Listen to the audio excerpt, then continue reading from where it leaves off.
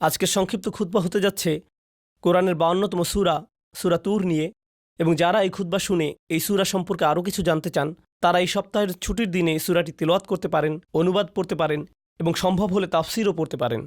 আল্লাহ অনেক সূরার মধ্যে এই বিচার দিবস সম্পর্কে বর্ণনা করেছেন এবং এটি সেই সব সূরাগুলোর মধ্যে একটি, বিচার দিবসের বর্ণনা করার মাধ্যমে।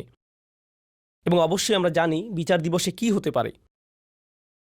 একটি স্থানে আল্লাহ বলেন, ওয়াকুনতুম আযওয়াজান সালাসা, এখানে মানুষ দুটি দলে ভাগ হয়ে যাবে, কিন্তু আপনি তার তিনটি দল বলতে পারেন: মৌলিকভাবে বিশ্বাসী, অবিশ্বাসী এবং বিশ্বাসীদের এলিট শ্রেণী। সূরাতুল ওয়াকিয়াতে বিশ্বাসীদের ভিআইপিদের নিয়ে বর্ণনা করা হয়েছে, কিন্তু মৌলিকভাবে বিশ্বাসী এবং অবিশ্বাসী এবং যারা ভুল দিকের মানুষেরা তাদের প্রত্যেককে সবসময় অবিশ্বাসী হিসেবে বলা হয়নি। প্রত্যেকবার আল্লাহ তাদের একটি নতুন বর্ণনা দিয়েছেন যাতে আমরা সেখান থেকে নতুন কিছু শিখতে পারি এবং আমাদের কি এড়িয়ে চলা উচিত তা আমরা জানতে পারি। তাই আল্লাহ শুধু বলেননি যে তারা কুফফার, নয়, আল্লাহ তাদেরকে আলাদা আলাদাভাবে বর্ণনা করেছেন। প্রত্যেক বর্ণনায় আমাদের জন্য শিক্ষা রয়েছে এবং এই সূরায় বিচার দিবসে যারা বিপদে পড়তে চলেছে তাদের নিয়ে একটি খুব নির্দিষ্ট বর্ণনা রয়েছে। আল্লাহ আমাদের কাউকে তাদের অন্তর্ভুক্ত না করুন। এবং আমি এই সূরায় আল্লাহ তাদের যে বর্ণনা দিয়েছেন এবং তাদের বিপরীত দিকের মানুষ সম্পর্কে যে বর্ণনা দিয়েছেন তার উপর বিশেষ দৃষ্টি দিতে চাই। আল্লাহ বিচার দিবসের শুরুর দিকের বর্ণনা করছেন এভাবে, ইয়াউমা তামুরুস সামাউ মাওরা ওয়া তাসিরুল জিবালু সাইরা, আকাশ পরিবর্তন হচ্ছে, পাহাড় নড়তে শুরু করেছে, পৃথিবী আর দেখতে যেমন ছিল তেমন থাকছে না, মানুষেরা কবর থেকে বের হয়ে আসছে। এবং এখন আল্লাহ বলেন, ফাওয়াইলু ইয়াউমা ইযিল লিল মুকাযযিবিন, যারা সত্যকে মিথ্যা বলতো তাদের জন্য সেই দিন কত বিধ্বংসী আর কত ভয়ঙ্কর হবে যারা সত্যকে মিথ্যা বলতো। আল মুকাযযিব, যে কেউ তাদের কোনো সত্য বলে এবং তারা বলে না না এটা সত্য নয়, তারা সত্য অস্বীকার করে বা তা মিথ্যা বলে অথবা তা মিথ্যা মনে করে। তাদের মধ্যে প্রথম সূক্ষ্ম বিষয় যা আমি আপনাদের সাথে শেয়ার করতে চাই তা হলো ইকাযযিব এবং মুকাযযিব। একজন ইকাযযিব হচ্ছে মিথ্যাবাদী। মুকাযযিব, তার মধ্যে বেশ কিছু বিষয় আছে। প্রথম বিষয়টি হচ্ছে একজন ব্যক্তি যখন সত্যের সম্মুখীন হয়, যখন আপনি সত্য শোনেন, আমি সত্য শুনি এবং আমি তা গ্রহণ করতে চাই না এবং আমি বলি না এটা সত্য নয় এবং আমি শুধু এটা প্রত্যাখ্যান করি, এখন আমি একজন ইকাযযিব নই, আমি একজন মুকাযযিব। তাহলে প্রথম বর্ণনা হলো সত্যকে প্রত্যাখ্যান করা।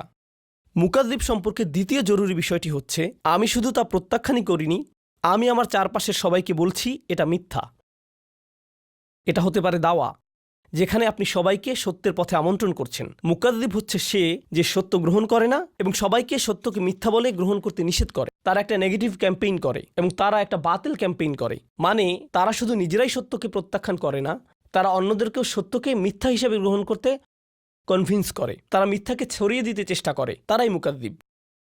এটাই হচ্ছে প্রথম বর্ণনা। আমি যা শিখি তা হলো, আমি যখন কোনো সত্য শুনি, তা যে কোনোভাবেই হোক না কেন, সেটি একটি শিশু থেকে শুনতে পারি, সেটা একজন মুসলিম থেকে শুনতে পারি, তা আমি যে ব্যক্তিকে পছন্দ করি বা পছন্দ না করি তার থেকে শুনতে পারি, যদি সত্য হয় আমি তা প্রত্যাখ্যান করব না, আমি তা প্রত্যাখ্যান করব না। লোকেরা কেন সত্যকে প্রত্যাখ্যান করে? কারণ শুধু এটা নয় যে তারা খারাপ মানুষ। এর কারণ হলো, উদাহরণস্বরূপ মহানবী সাল্লাল্লাহু আলাইহি সাল্লামের চাচা আবু তালিব সত্যকে গ্রহণ করেননি, তিনি সত্য গ্রহণ করেননি। কিন্তু প্রশ্ন হলো কেন তিনি সত্য গ্রহণ করেননি? কারণ যদি তিনি তা গ্রহণ করেন তার জীবনে অন্যান্য রাজনৈতিক সমস্যা ঘটতে পারে, তার মানুষের সাথে ব্যবসা আছে, তারা ব্যবসা প্রত্যাহার করতে পারে, তার অনেক সামাজিক সম্মান আছে, তার সামাজিক সম্মান ব্যাহত হতে পারে, তার পরিবারে অনেক সমস্যা হতে পারে। তিনি এই সব বিষয়গুলো দেখে বলেন আমি জানি এটা সত্য কিন্তু আমি তা গ্রহণ করতে পারি না, কারণ তার মূল্য অত্যন্ত বেশি, আমি এর জন্য এত মূল্য দিতে পারি না, আমি এটা করতে পারি না। এবং এটা শুধুমাত্র আবু জাহল, আবু তালেব এবং আরও অনেকের সাথে হয়নি, আমি এবং আপনি, যদিও আমরা মুসলিম, তবে মুসলিমদের মধ্যেও এমন হতে পারে। আমরা শুধু বলি লা ইলাহা ইল্লাল্লাহ, আমরা আল্লাহকে একমাত্র উপাস্যরূপে গ্রহণ করে নিয়েছি, আমরা মুহাম্মদ সাল্লাল্লাহু আলাইহি সাল্লামকে নবী বলে গ্রহণ করে নিয়েছি, কিন্তু ইসলামের অভ্যন্তরে আমাদের পরিবারের কেউ এসে আমাদের কিছু সত্য বলতে পারে এবং যদি আমরা তা গ্রহণ করি তাহলে আমাদের বাবা তা পছন্দ করবেন না, অথবা আমাদের ভাই তা পছন্দ করবে না, অথবা যদি আমরা তা গ্রহণ করি আমাদের ব্যবসা ছেড়ে দিতে হতে পারে, অথবা আমাদের কাউকে টাকা ফেরত দিতে হতে পারে, একটি মূল্য প্রদান করতে হবে। তাহলে আমরা সেই সত্যের সাথে কি করি? না, এটা সত্য নয়। না না, সেটা ঘটেনি। তাকযীব হচ্ছে রিসালাত, ঈমান, আল্লাহ, এইগুলোই তাকযীব। আপনি প্রতিদিনই তাকযীব করতে পারেন। এবং আপনি জানেন ইংরেজিতে একটা কথা আছে, বেস্ট ডিফেন্স ইজ অফেন্স। ঠিক আছে, আপনি সত্য গ্রহণ করছেন না, আমি সত্য গ্রহণ করছি না, কিন্তু তার জন্য আমাদের একটু খারাপ লাগছে। তো যাতে আমার একটু ভালো লাগে তাই আমি সবাইকে গিয়ে বলি, না না না, এটা সত্য নয়, আমি এটা গ্রহণ করতে পারছি না কারণ এটা ভুল। কিন্তু আপনি আপনার ভেতর থেকে জানেন যে আপনি ভুল, কিন্তু নিজেকে ভেতর থেকে একটু ভালো লাগানোর জন্য সত্যকে মিথ্যা বলে প্রচার করছেন। এভাবেই আপনি আপনাকে ডিফেন্ড করছেন। এটাই হচ্ছে বিচার দিবসে এক ধরনের মানুষের বর্ণনা, যারা সেদিন তারা যা করত সেটা লুকাতে পারবে না।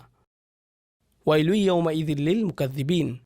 এরপরে আল্লাহ তাদের সম্পর্কে দ্বিতীয় বর্ণনা দেন, এবং সূরাটির খুবই ইন্টারেস্টিং ব্যাপার এখানেই। আপনি ভাববেন, আল্লাযীনা কাযযাবু বির রিসালাহ কাযযাবু বিন নবী কাযযাবু বিন নার আল্লাযীনা কাফারু বিন নার। যে আল্লাহকে অবিশ্বাস করে, যে মহানবী সাল্লাল্লাহু আলাইহি সাল্লামকে মিথ্যাবাদী বলে, যে আল্লাহর বাণীকে মিথ্যা বলে, না, এখানে বর্ণনাটি হচ্ছে আল্লাযীনা হুম ফী খাউদিন ইয়ালআবুন। তারা ডুবে যায়। আমি এটা ইংরেজিতে ভালো ট্রান্সলেট করতে পারছি না। আরবি শব্দ হচ্ছে খাউদ। তারা খাউদে ডুবে যায় এবং সেখানে খেলতে থাকে। খাউদ। তাহলে চলুন আমি আপনাকে এই শব্দ খাউদ এর উৎপত্তি এবং এর অর্থ সম্পর্কে ব্যাখ্যা করি, এবং আমরা এই শব্দ থেকে কি শিখতে পারি দেখি। ইস্তিখাদ আল মা, এই শব্দের মূল অর্থ হলো আপনি কোনো জিনিসকে পানিতে ডুবান। যখন আপনি কোনো প্রাণীকে পানিতে ডুবান, এটাই হলো ইস্তিখাদা। যদি আপনি পানিতে হাঁটেন এবং আপনার জামাটা হাঁটু পর্যন্ত পানিতে ভিজে যায়, খাউদিল মা, আর আপনি পানিতে নিজেকে ডুবিয়ে ফেললেন। আর যখন আপনি পানিতে নিজেকে ডুবিয়ে ফেলেন, তারা বলে থাকে ইখতাদাল মারআ, যেমন একটি পশুর চারণ ক্ষেত্র, যেখানে ভেড়া এবং ছাগল চড়ে বেড়ায়, সেখানে অনেক ঘাস, তারা অনেক ঘাস খেতে পারে। যদি সেখানে অনেক ঝোপঝাড় থাকে, এখন যদি পশুরা সেখানে যায় তাহলে সেই ঝোপঝাড়ে আটকে যাবে। তার মানে হলো চারণভূমিতে খাউদ আছে। চলুন এখন মিখওয়াদ শব্দটি নিয়ে কথা বলি। আগের দিনগুলোতে যখন তারা কোনো পানীয় পরিবেশন করত, একটা বড় চামচ ব্যবহার করত। তারা চামচটিকে পাত্রে ডুবিয়ে পানি ঢেলে দিত, এবং তারা একটি মুক্তার জন্য এই শব্দটি ব্যবহার করত, কারণ মুক্তা পাওয়ার জন্য আপনাকে পানির গভীরে যেতে হবে। তারপরে এই শব্দটি অলংকারিকভাবে ব্যবহার হয়েছে। তারা এই শব্দটি এভাবেই ব্যবহার করত, ফাখাদা ফিল কালাম।